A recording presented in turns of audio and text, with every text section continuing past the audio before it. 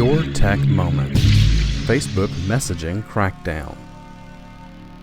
Manish Singh writes, Facebook adds new limits to address the spread of hate speech in Sri Lanka and Myanmar. As Facebook grapples with the spread of hate speech on its platform, it is introducing changes that limit the spread of messages in two countries where it has come under fire in recent years, Sri Lanka and Myanmar. In a blog post on Thursday evening, Facebook said it was adding friction to message forwarding for Messenger users in Sri Lanka so that people could only share a particular message a certain number of times. The limit is currently set to 5 people. This is similar to a limit that Facebook introduced to WhatsApp last year. In India, a user can forward a message to only 5 other people on WhatsApp. In other markets, the limit kicks in at 20. Facebook said some users had also requested this feature because they're sick of receiving chain messages. In early March, Sri Lanka grappled with mob violence directed at its Muslim minority. In the midst of it, hate speech and rumors started to spread like wildfire on social media services, including those operated by Facebook.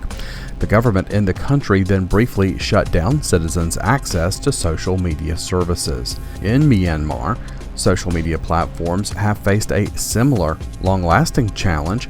Facebook in particular has been blamed for allowing hate speech to spread that stoked violence against the Rohingya ethnic group.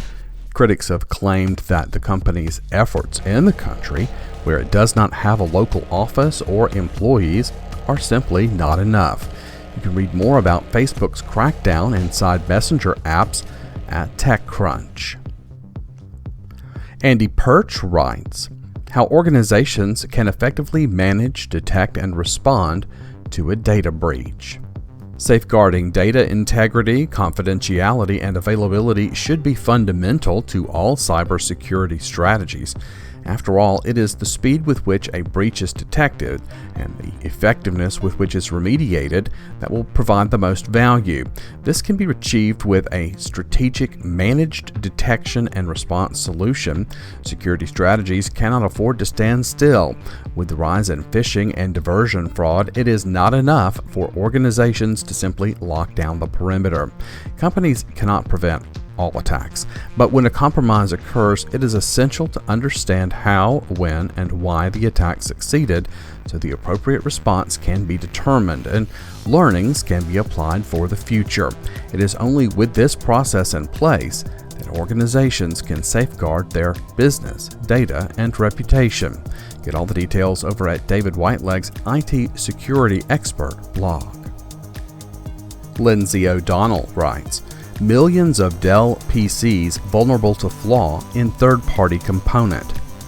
A component in Support Assist software pre-installed on Dell PCs and other OEM devices opens systems up to DLL hijacking attacks. The high-severity vulnerability, CVE 2019-12-280, stems from a component in Support Assist, a proactive monitoring software pre-installed on PCs with automatic failure detection and notifications for Dell devices. That component is made by a company called PC Doctor, which develops hardware diagnostic software for various PC and laptop original equipment manufacturers.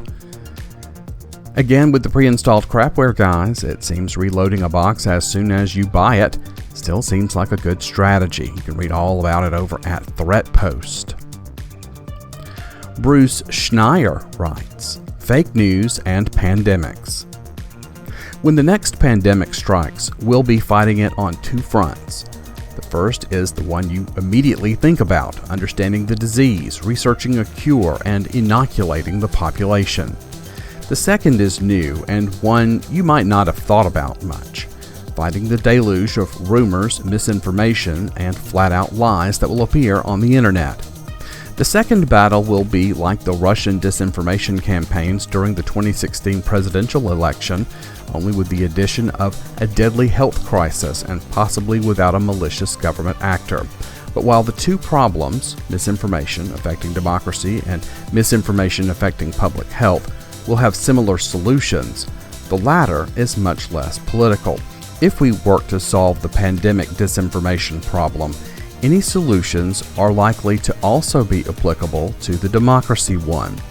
There's every reason to expect misinformation to be rampant during a pandemic.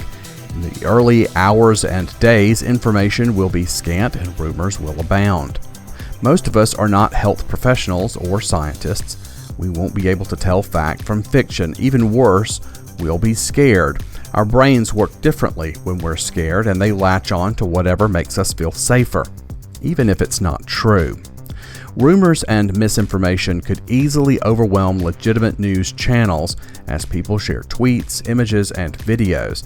Much of it will be well-intentioned but wrong, like the misinformation spread by the anti-vaccination community today. But some of it may be malicious. In the 1980s, the KGB ran a sophisticated disinformation campaign, Operation Infection, to spread the rumor that HIV and AIDS was a result of an American biological weapon gone awry. It's reasonable to assume some group or country would deliberately spread intentional lies in an attempt to increase death and chaos. Pandemics are inevitable. Bioterror is already possible and will only get easier as the requisite technologies become cheaper and more common. We're experiencing the largest measles outbreak in 25 years, thanks to the anti-vaccination movement, which has hijacked social media to amplify its messages. We seem unable to beat back the disinformation and pseudoscience surrounding the vaccine. Those same forces will dramatically increase death and social upheaval in the event of a pandemic. Let the Russian propaganda attacks on the 2016 election serve as a wake-up call for this and other threats. We need to solve the problem of misinformation during pandemics together. Governments and industries in collaboration with medical officials all across the world before there's a crisis. And the solutions will also help us shore up our democracy in the process.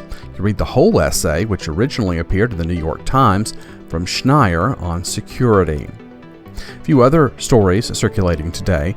Drivers may overestimate Tesla Autopilot because of its name, study suggests. That story is coming from Engadget. Rocket report, Falcon Heavy ready to fly, Stratolaunch plane put up for sale. Story is over at Ars Technica. This botnet exploits Android debug bridge to mine cryptocurrency on your device. That story is at ZDNet. Privacy legislation may soon affect smaller businesses.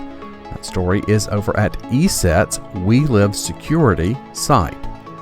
In carrier news, AT&T named 2019's fastest U.S. mobile network in annual PC Mag Carrier Showdown.